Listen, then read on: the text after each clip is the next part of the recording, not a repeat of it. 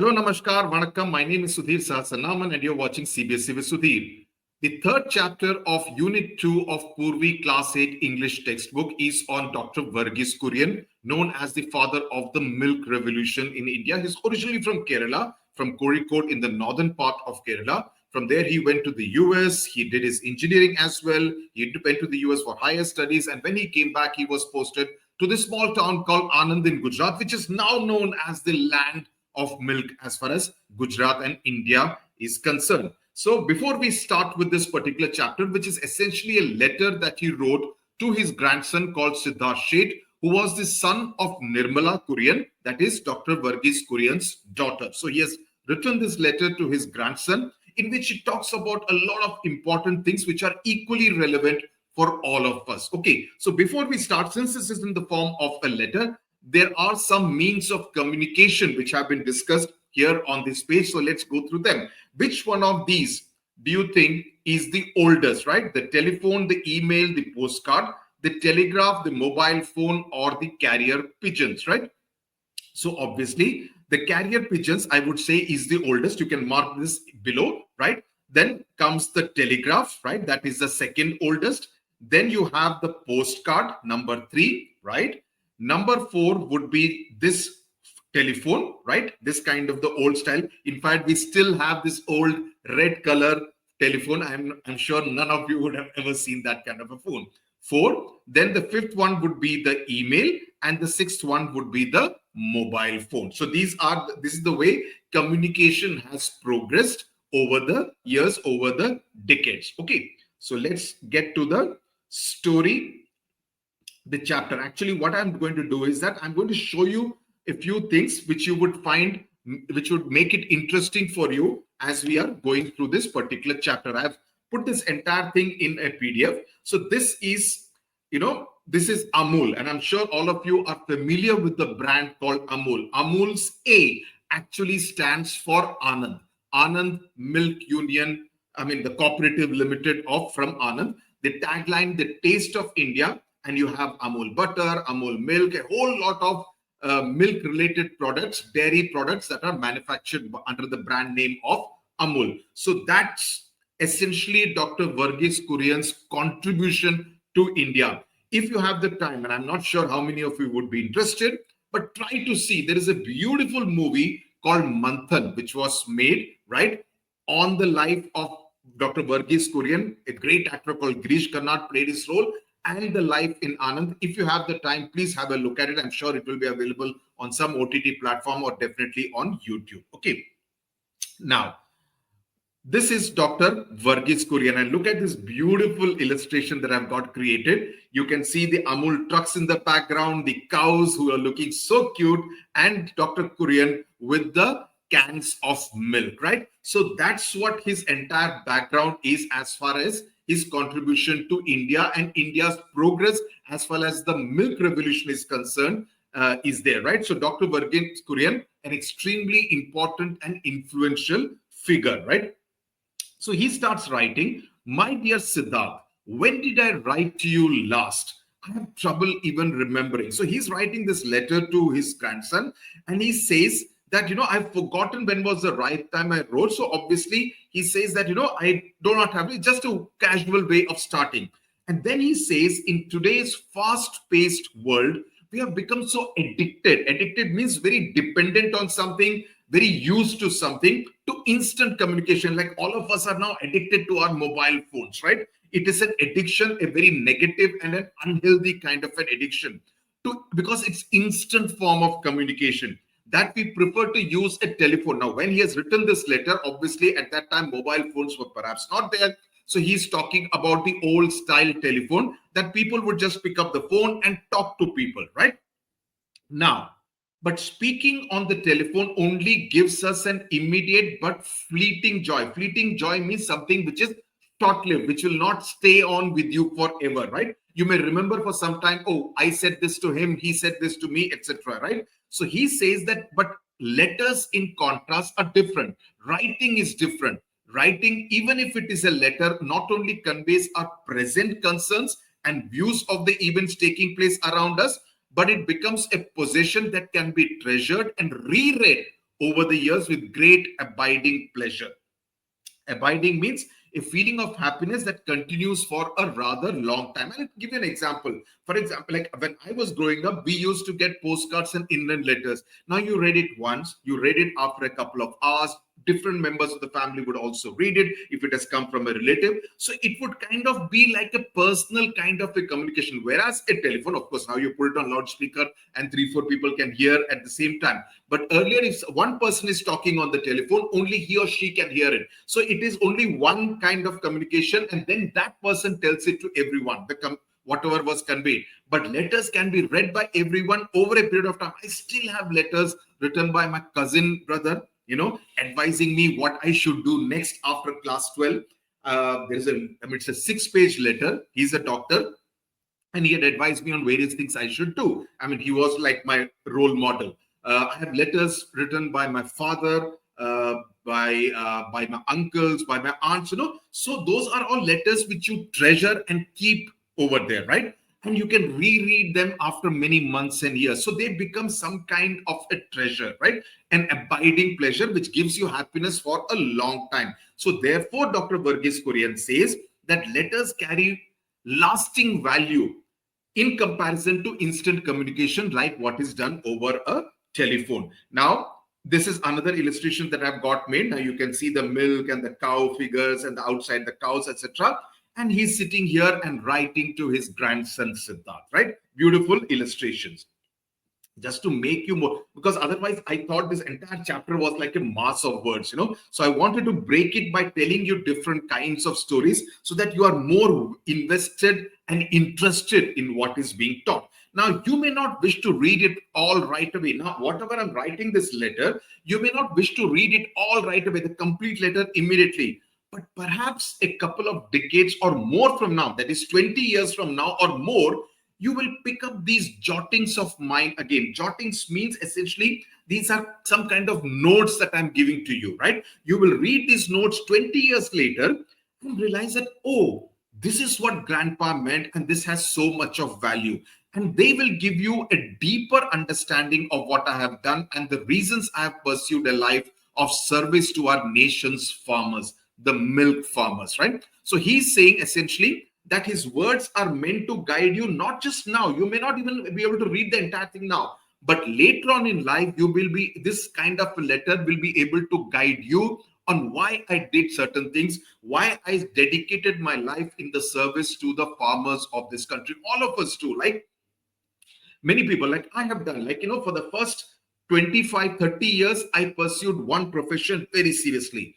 At the age of 50, I decided to make a shift and start teaching, not as a profession, because I wanted to give back to society, right? I'm still pursuing my first profession, but alongside, I'm also doing this because I believe there is a need for quality teaching where you kind of connect better with students online and you are able to help students from Meghalaya to Kerala to Punjab to Kashmir to Bhopal, right? Where you are able to connect to different parts of the country.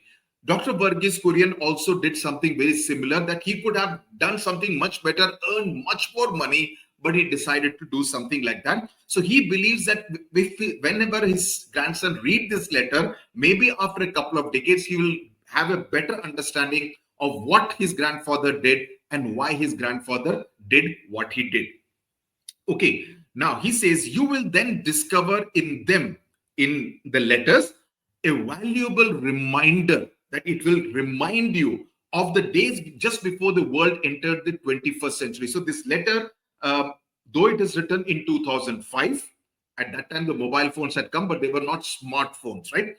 So he says that let's talk about the years before India entered the 21st century. Now, all of you are born in the 21st century, but if somebody was born in 1990, 91, 95 kind of a thing, we are talking about that. So you will discover in them a valuable reminder of the days just before the world entered the 21st century. And you may want to share my memories with those of your generation, that is your friends, your age group people, or even younger, to provide a glimpse of the world your grandparents lived in and knew. So you can, read this, understand this. You can even discuss it with your peers, people of your age group to tell them that this is the kind of world my grandfather lived in and knew. Okay. Then he says, I started my working life soon after our country became independent. So he started working soon after India became independent in the year 1947. Now, Dr. Verghese Kurien, let me just tell you, for those of you who may be kind of curious, he was born in the year 1921, which means that he was about 26 years old when India became an independent country. So he says, I started my working life soon after my country became independent. The noblest means the best and the most kind and full of empathy task in those days was to contribute in whatever way we could do to build an India of our dreams, because everybody was young, everybody wanted to contribute to building this young nation called India, right? Selflessly, a nation where our people would not only hold their heads high in freedom, because now we have become a free country, not under the British rule, but would be free from hunger and poverty. We didn't want to be a country where everyone was poor, not having enough to eat, not having enough to drink. We wanted to be self-reliant, self-sufficient, and a strong nation, right? And everybody felt the need that we need to contribute to that kind of an India. A nation where our people could live with equal respect and love for one another. So very important, the need to love somebody else, the need to be kind to another person, the need to help another person who needs help at that point in time. Anytime your classmate says, please tell me, explain this chapter to me, I am not able to understand how this thing happened in science, how this happened in mathematics. Please help that child, help your classmate. That person will remember it for a long time to come. And he will also return the favor when you need help of some kind.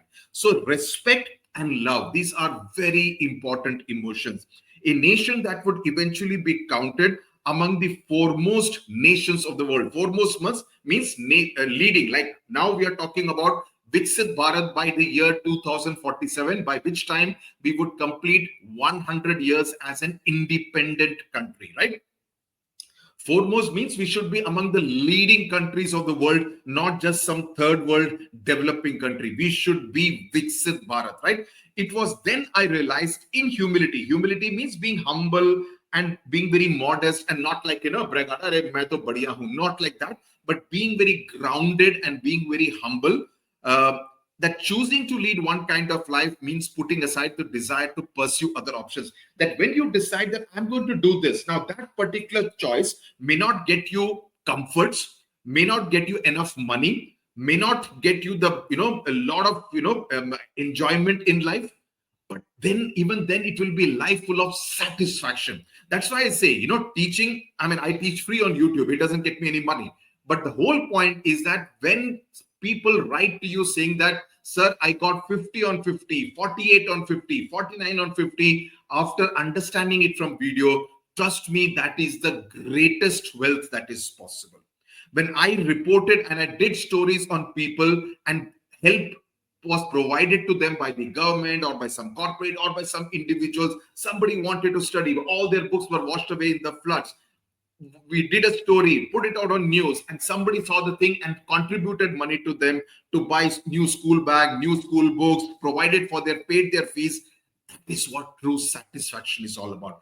That's a kind of job which gives you complete satisfaction. Life is not just about money. Life is about doing good to the people around you, contribute to nation building.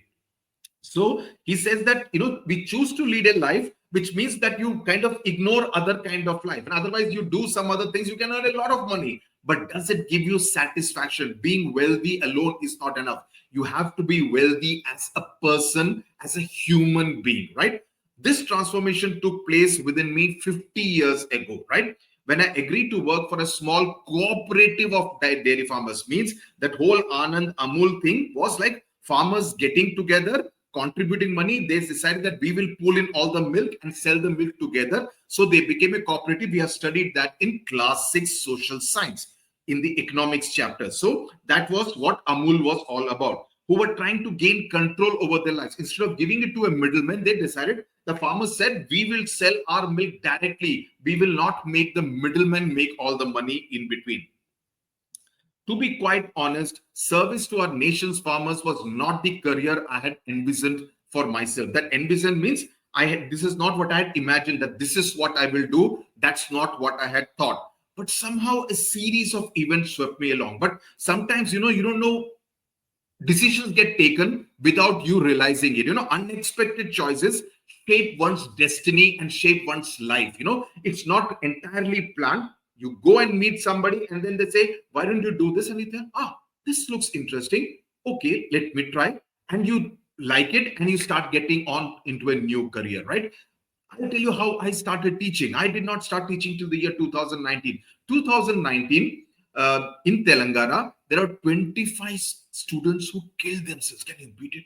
25 students killed themselves. And I was so upset and emotionally traumatized by what had happened. Why did they kill themselves? Because they had failed in 3 subjects: English, maths, and economics. These were class 11 and 12 students. That's when I realized. I sat with my wife and I said, okay, many of these students come from rural Telangana, semi-rural Telangana, where there are not good teachers. So what we did was to put all the English videos in, and we taught in simple English and Telugu combined and put it out. Later, the government took our videos and put it on their website, put it on Doordarshan during the entire 1 year of the COVID pandemic. And it helped. You're providing free because we felt we have a duty also. It's not just enough, I am okay. How do I care whether students in rural India are studying or not? But if you can help them do something, that's a great thing, right? So certain things get changed like that. But somehow a series of events swept me along, like this incident that I mentioned about my own life, and put me in a certain time with a choice that would transform my life. I could have pursued a career in metallurgy. Metallurgy is the science of metals. I could have done that, become a metallurgical engineer or a metallurgical scientist, but somehow I could have done that and become the chief executive of a large company, making a lot of money, earning a lot of money. I could have done something like that. Or opted for a commission in the Indian Army. I could have become a soldier and maybe retired as a general in the Indian Army. That would also have been some service. Or I could have gone to the USA because he had studied in the USA and gone on to become a successful NRI, non-resident Indian, right?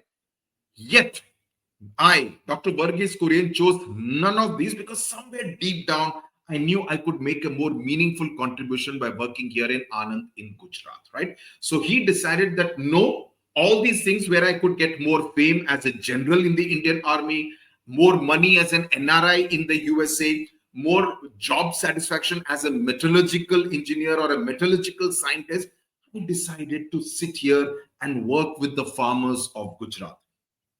Your grandmother also made an important choice. She knew in those ardently, right? She knew in those ardently means that, in a way that, that shows strong feelings. 1 minute, this is something. In those days, this is wrong. In those days, I have made I don't know, I've copy pasted from this. I think the PDF. In those days, okay, this is wrong. In a way that shows, it has got pasted here. Okay. Oh, all this has got pasted. Sorry. I'll just cut this out. The word meanings have got pasted here.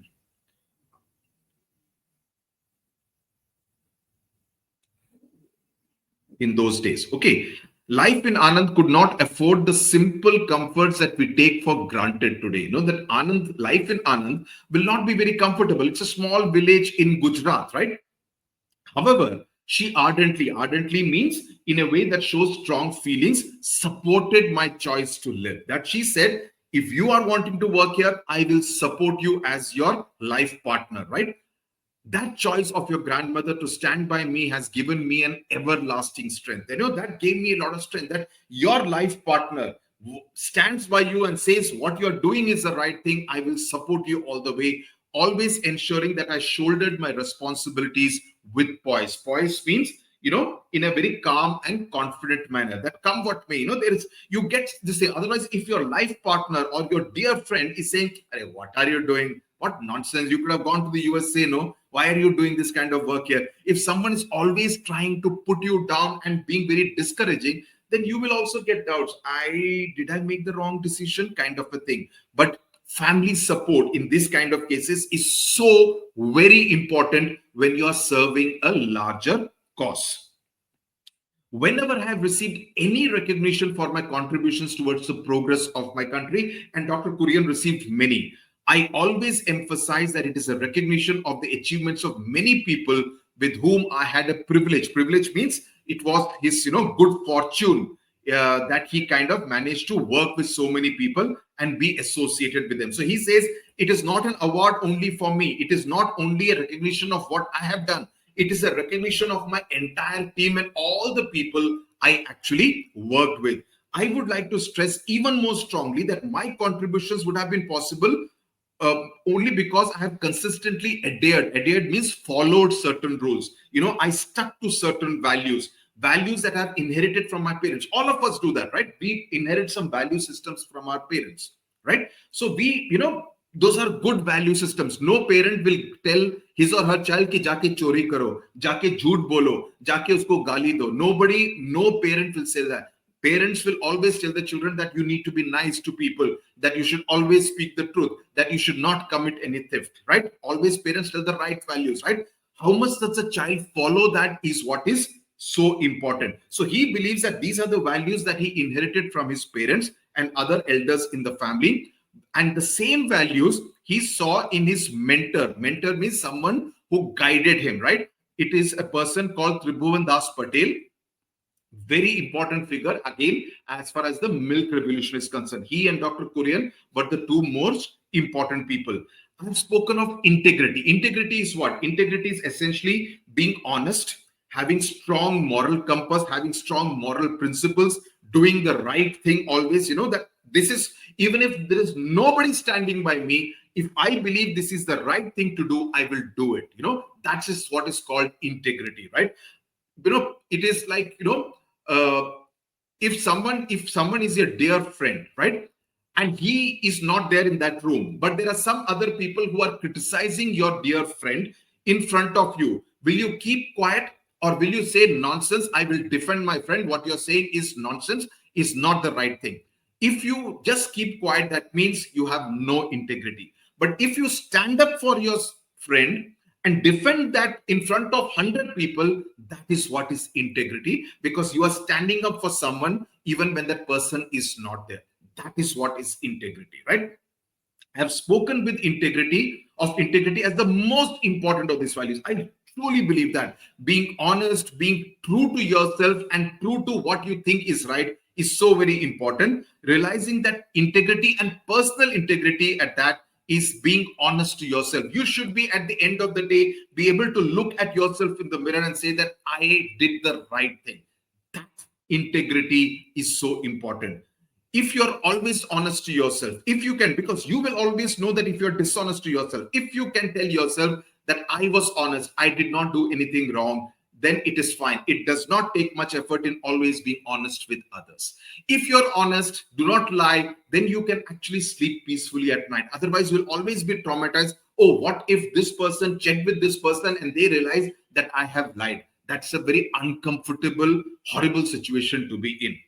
I've also learned what I'm sure you too will find out someday. What is that? That life is a privilege. This is so very important. Life is a privilege. What does it mean? Life is a privilege means we are also fortunate to be living. We are also fortunate to have been born into good families who teach us the right values, who send us to good schools to get educated. And if we are going to waste that by giving galis to somebody or being dishonest with other people, sorry, you're not following the right set of values, what your parents and grandparents have told you. Life is indeed a privilege that we are able to breathe, we are able to enjoy the world, we are able to experience so many things. So treat it as a privilege. We are not another animal, we are human beings, we are privileged people. And to waste that privilege would be wrong. In living this privilege called life, you must accept responsibility for yourself. Always use your talents to the best of your ability and contribute somehow to the common good. So you should do something which will help a lot of people. Always use your talent. You may be a good writer, you may be a good singer, you may be good in finance, you may be good in painting, whatever your talent may be. Use it to the best. I mean, try to be the best there. Don't be mediocre. I always believe there is no fun in being mediocre. There is no fun in being ordinary. Try to be extraordinary. Try to stand out. You need to be outstanding. You need to be outstanding instead of being mediocre. I used to tell my daughter, would you want to be on the podium where 200 people are clapping for you? Or would you want to be among the 200 people just clapping for that one person? The choice is yours. You can be that, but to make the journey from here to the podium needs a lot of hard work. Needs that you use your talent to the best of your ability, right? And accept responsibility for what you do. If you think that, oh, I made a mistake here, say, I'm sorry, I made a mistake. I will not make the same mistake again. That is what is so important, because all of us make mistakes. We are humans. We will make mistakes. The true test is whether you are able to learn from those mistakes and make necessary amends. Okay. I'm sorry if I'm getting very excited, but I really truly believe in all these things. That common good will present itself to you in many forms every day. That means every day will present you with an opportunity to do something good for someone.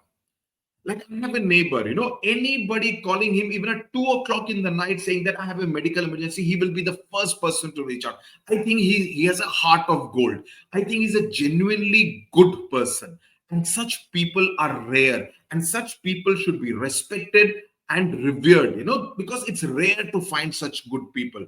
If you look around you, you will find there's a lot waiting to be done.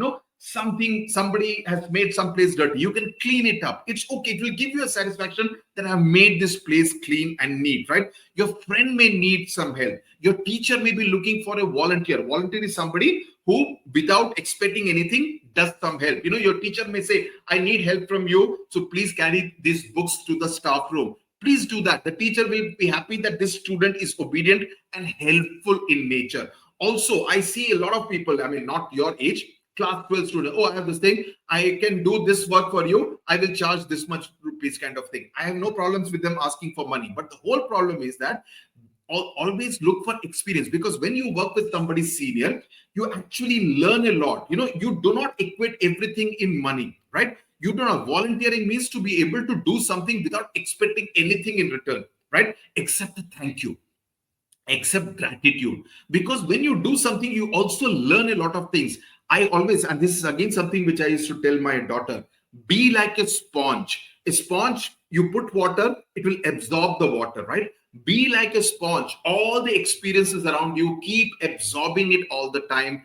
And because this is the time to learn. Because when you get into your 30s and 40s, then you can make use of all this experience to get even better. This is the time for you to soak in all that the world throws at you, or the community you live in will need you to make a contribution, right? So you can contribute to the society around you. I hope that you too will discover, as I did, that failure is not about succeeding, about not succeeding. That, failure doesn't mean that you did not succeed. Failure only means that you did not put your best effort. Someone else put in better effort. That's why you are second in the class. Someone else is first in the class. If you had put in more effort, you would have also probably reached that place, right? So it doesn't mean that you have failed. You just needed to put in that extra more effort, right? So it is about not putting in your best effort and not contributing, however modestly, to the common good. It's always good that, oh, someone else is doing, I can just stand here. Why don't you also lend a helping hand? It will make that person feel good. It will reduce his burden. You would also learn something in the bargain.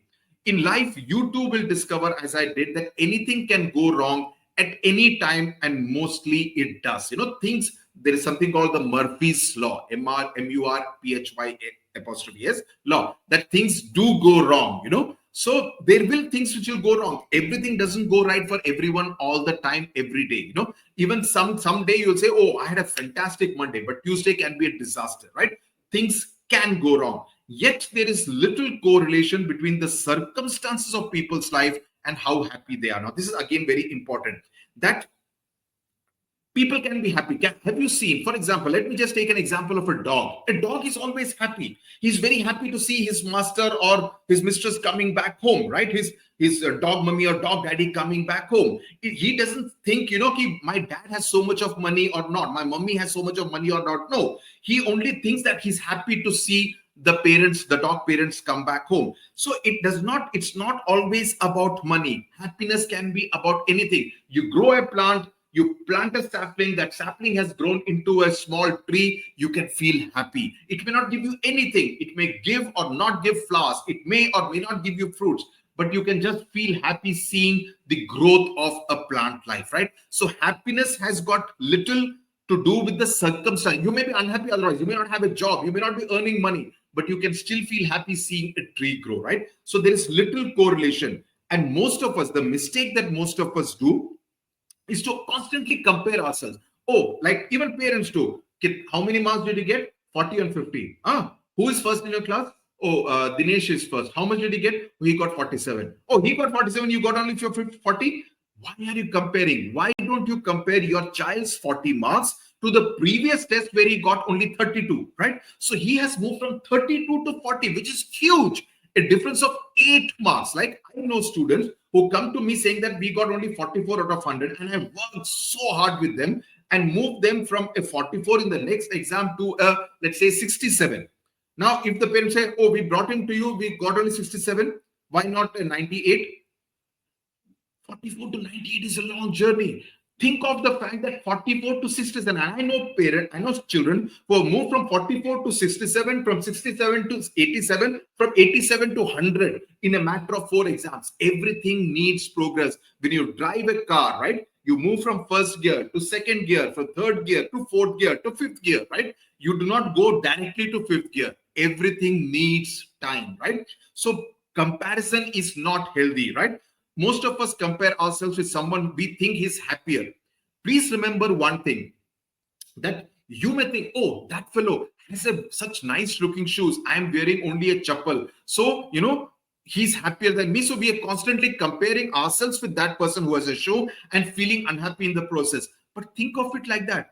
Another person would look at you and who is not even having any footwear. He will think, hey, this fellow has such nice slippers to wear. I do not have any of this thing. So for him, you are the comparison. For you, that person is a comparison. Comparisons never make anyone happy, right? So most of us, unfortunately, compare ourselves with someone we think is happier, a relative, an acquaintance. Acquaintance is someone who you know, but he's not like a friend or a relative, or often someone we barely know, even somebody we don't know at all. We keep comparing ourselves. But when we start looking closely, we realize that what we saw were only images of perfection.